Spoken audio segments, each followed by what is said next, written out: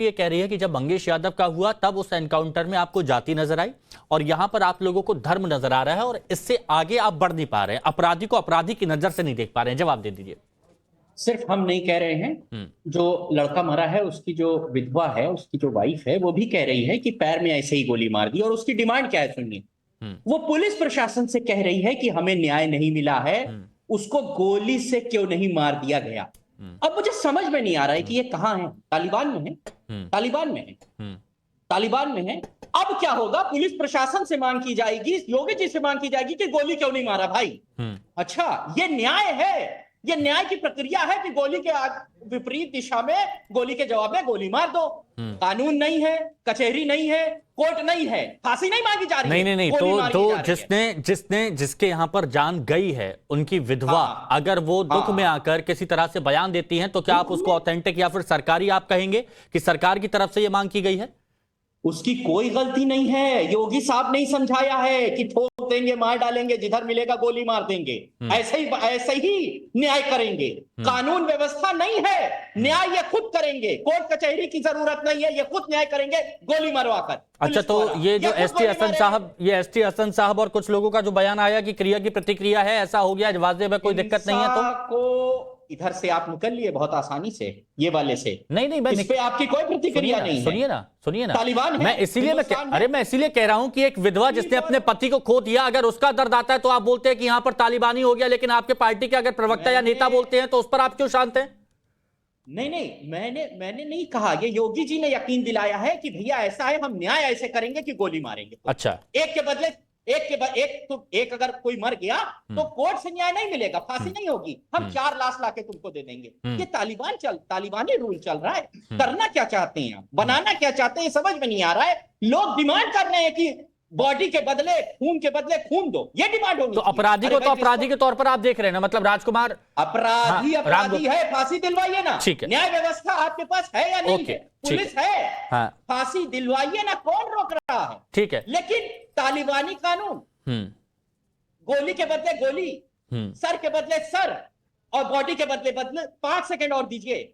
शरिया कानून से बड़ी एलर्जी होती है कि अरे ये ट्रिपल तलाक है, शरिया लॉ है, सरतन से जुदा शरिया लॉ है। अब बॉडी के बदले बॉडी मांगी जा रही है, ये भी तो शरिया में है, ये भी तो इस्लामिक कानून है, तालिबानी कानून है। इस पे सब लोगों के ऊपर मौन है एकदम। नहीं, यहाँ देखिए, जब दोपहर की नंबर 1 डिबेट होती है 1 बजे की, तो यहाँ पर कहीं पर मौन धारण नहीं किया जाता, यहाँ पर खुल के सवाल होते हैं, खुल के जवाब भी होते हैं। शलभ मणि जी सामने हैं, सीधे सवाल कर लेते हैं। बताइए शलभ जी, बहुत से सवाल उठा दिए तारिक खान ने।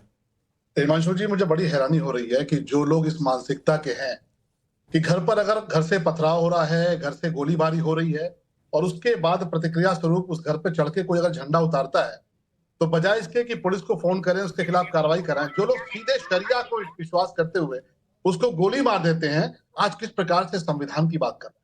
जिनके ज़हन में शरिया बसा हुआ है, जिनके मन में शरिया बसा हुआ है, जिनके व्यवहार में शरिया बसा हुआ है, जो घर से पथराव कर रहे हैं, घर से फायरिंग कर रहे हैं, एक जुलूस के ऊपर, दुर्गा प्रतिमा के ऊपर पथराव करके उसको अपवित्र कर रहे हैं, और उसके बाद जब कार्रवाई होती है, हम जब सिखाते हैं ये सीरिया नहीं है, ये पाकिस्तान नहीं है, ये हिंदुस्तान है, यहाँ बाबा साहब भीमराव अंबेडकर जी का संविधान है, जो शरिया मानते हुए सीधे बेगुनाह नौजवान के ऊपर गोली चलाएंगे, उसकी हत्या करेंगे।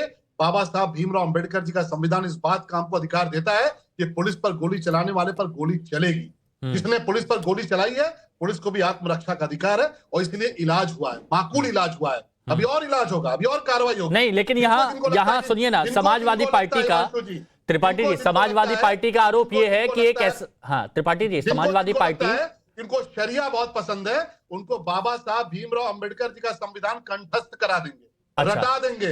ये हमारी सरकार है, बाबा साहब भीमराव अंबेडकर जी का संविधान चलेगा। अच्छा, लेकिन एक सवाल जो समाजवादी पार्टी और कांग्रेस सभी लोग पूछ रहे हैं, AIMIM भी पूछ रही है, सबका एक सवाल है कि ये जो एक परिपाटी सेट करिए ना, ये ठोको नीति, बॉडी के बदले बॉडी, ये गलत है और ये गलत संदेश दिया जा रहा है। इस पर जवाब, फिर आगे बढ़ता हूं।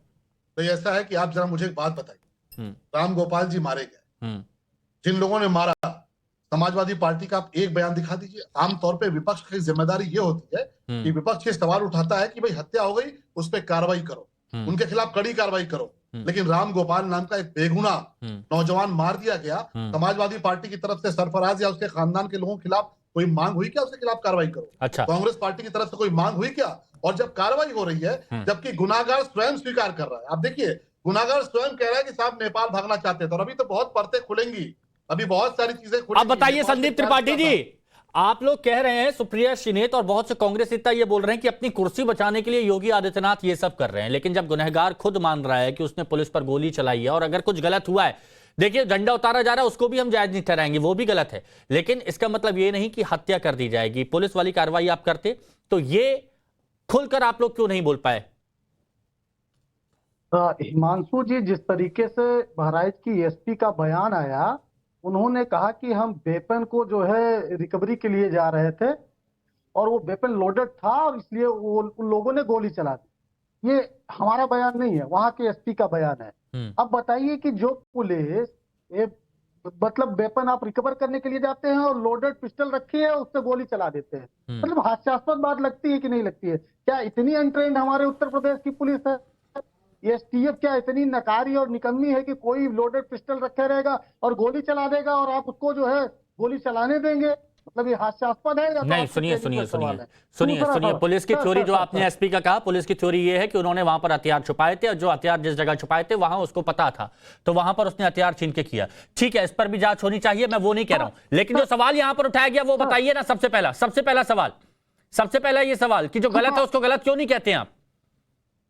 नहीं, हम आते हैं, सब पे आते हैं। पहली बात तो हमने जो हत्या हुई उसको, चाहे सुप्रिया श्रीनेत जी का ही बयान देख लीजिए या किसी भी राष्ट्रीय प्रवक्ता जो भी कांग्रेस के जिम्मेदार व्यक्ति है, सबने कहा कि हत्या किसी प्रकार की हत्या हो, चाहे वह बाबा सिद्दीकी की हत्या हो, चाहे ये जो है रामगोपाल मिश्रा जी की जिसकी बलि ले ली गई सिर्फ राजनीतिक की ओर फसल काटने के लिए, वो हत्या को हम जायज नहीं ठहराते। लेकिन मैं सिर्फ अभी सलम मणि जी 2-3 बातें बार बार सरिया कर रहे थे। साहब, आप मनुस्मृति को मानते हैं या नहीं मानते? मनुस्मृति में आपका विश्वास है? बोलिए या बोलिए नहीं आप। है? हाँ। क्या मनुस्मृति को आप डिनाई कर देना चाहते हैं? आप नहीं मानते? आप में हिम्मत है तो कहिए कि हम मनुस्मृति को नहीं मानते। और अगर आप मनुस्मृति को मानते हैं, अगर कोई अपनी धार्मिक मान्यता को मानता है, तो आप पर सवाल करने का, खड़ा करने का कोई हक नहीं है। तीसरी चीज, जिस तरीके से उत्तर प्रदेश यही नहीं, मैं तो ये कहूंगा कि पुलवामा हुआ, पुलवामा के बाद, पुलवामा सब जानते हैं कि पुलवामा हुआ, उसके आरोपी कैसे थे, क्या आया, आरडीएफ कैसे आया, आज तक देश को नहीं पता चला, लेकिन सर्जिकल स्ट्राइक सारा देश जानता है ना। बात ये इस मॉडल की हो रही है कि भारतीय जनता पार्टी किस तरीके से अपनी नाकामी को छिपाने के लिए, आप बताइए कि वहां पर ये मूर्ति का हाथ कैसे टूटा? हाँ। माता जी की प्रतिमा आप नहीं संभाल पा रहे हैं और आप सवाल खड़ा कर रहे हैं विपक्ष पर।